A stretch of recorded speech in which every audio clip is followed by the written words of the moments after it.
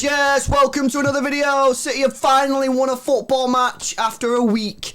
Yeah, it's been a long week, hasn't it, bro? You know, with the West Ham game. So many lack of goals and that. Lack of goals, lack of entertainment. But we're going to bring you some entertainment because we're reviewing the Brugge game. City get the win eventually with a 4-1 victory. We've got some good talking points, especially, bro, a return to form for Raheem Sterling. So we're going to get into all that. Before we do, let's set a like tag. Let's go for 1,000 likes, please, guys. So please hit that thumbs up button for us. Helps other City fans find the channel.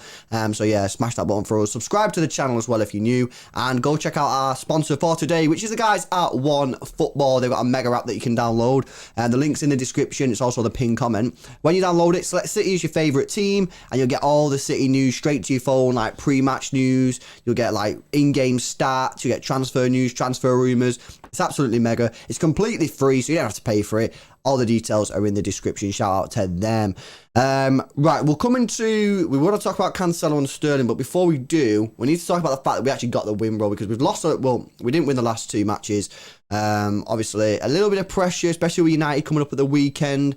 Got the win, and in the end, sort of like, we did it well with 4-1, isn't it? Yeah, I mean, the first half, you wouldn't think it was going that way, but end of the day, the win was what was important. I mean, like kind of like a mini bounce back kind of thing, because we've not really been scoring goals now. We've not had a good week, but also in the whole grand scheme of things for the Champions League, if we was to lose this game, it'd put massive pressure on that PSG game, massive pressure on it, and that Leipzig game, which is the final game. And I mean, luckily we got the win, and also PSG ended up dropping points. Of course, yeah, right at the end, 92nd minute penalty for Leipzig, which has put City top of the group, which we wouldn't have expected at the beginning of the evening. But yeah, a really good night for City. All right, it wasn't the best football in the world, but you know, we got the win, and now we are top of the group, so it has took that pressure off. And I think we can all go into the United game, although we didn't play mint tonight. I think we can all go into that United game a little bit more relaxed, because if we wouldn't have won tonight, then I think we would have been sweating. It would have been mayhem, bro. So yeah, man, I'm excited. I've got to say, someone who was absolutely brilliant tonight was João Cancelo.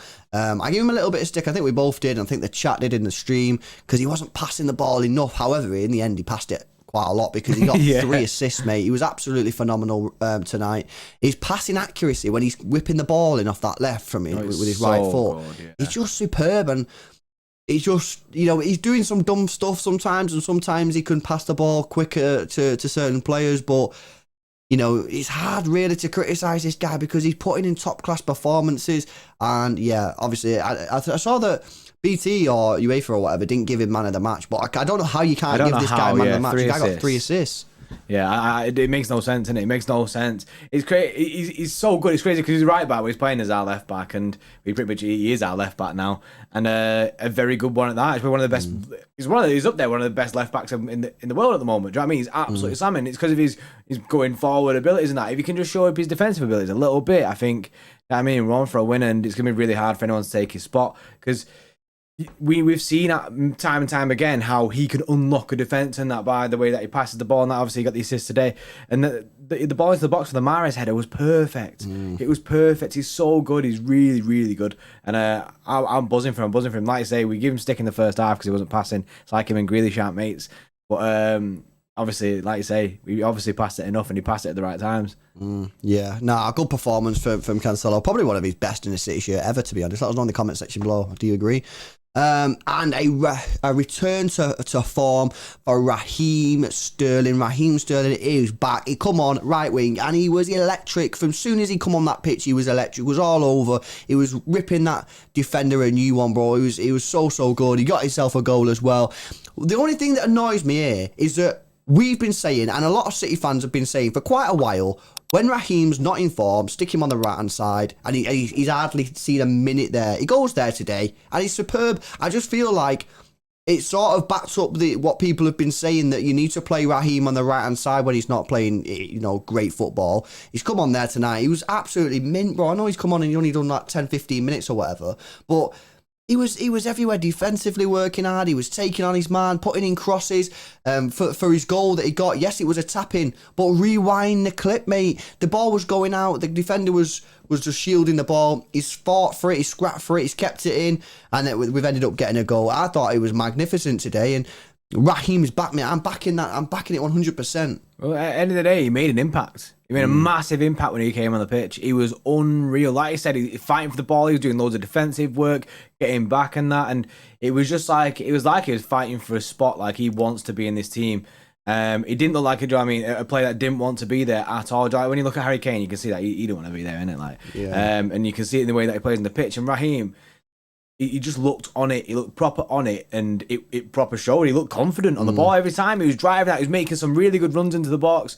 And yeah, he ended up with his goal. Right place, right time. And but honestly, if Raheem can make a comeback, that's unreal. Because this guy, believe it or not, was actually incredible for us for years. You know what I mean? He popped up with some mint goals and that. Yeah. So people forget about like the Raheem that saved us at bare times. Like, people forget about that. I just think about his form recently. But I gotta say though, bro, going forward now, until we get a striker, Raheem Sterling has to play on the right hand side. Yeah, we can't be playing him as like, do you know what I mean, as a left side or as a striker, because it's dead. That doesn't mean that he has to come in and he has to play right wing every game. I'm not saying drop Mahrez, drop Jesus. He's got to fight for his position. Yeah, definitely. But I'm just saying, if you're playing Sterling, he has to play on the right. He can't play as a striker. Not gonna lie, I think he's useless as a striker. Yeah. And on the left, I don't see him being able to perform at a high level on the left until we've got a striker. On the right, he can still perform at a high level, so that's the only place that I want to see him on the pitch. Right, let's get into these player ratings. Ederson, 8.6. I tell you what, he made some big saves today. So people, you know, who were saying he can't make saves, I think, you know, you've got to look at yourself, because he did make some good ones today. Walker with an 8. Stones, obviously coming into the side, 7.9. And Laporte, 7.5. Cancelo gets a 9.8. And we're going to give him the man of the match award. Man of the City Extra Man of the Match. We need one, innit? We need to make we need to make our own City Extra Man of the Match award that we can present. I mean, in a fake way to players. Midfield wise, Rodri gets an 8.8 again. Mint, you know what I mean? This guy, when's it stopping? Because he's sick. He's too sick. When people are like, "Oh, man of machine, you've cursed him." Nah, dead. He's so sick. We boosted him. Yeah, we did. We boosted him, innit? Aka boosty. Yeah, Rodri gets an 8.8. Gundogan gets an 8.1. He's going back into it. Kind of just fits back in. And Bernardo gets an 8.5. Yeah. The front line, Foden gets an 8.4. He got man of the match on the official thing, but it's got to be Cancelo. Grealish with a 7.6. Mahrez gets a 7. The subs are on screen. Obviously, Sterling getting a high rating there. Pep with a 9.5, and the referee gets a 1.4. So yeah, that's it really. I mean, Raheem Sterling back with a bang. Let us know your thoughts in the comment section below. Do you agree that Sterling, the only place we can play this guy now is on the right hand side? You know what I mean? The left is no good without a striker. He's no good as a striker.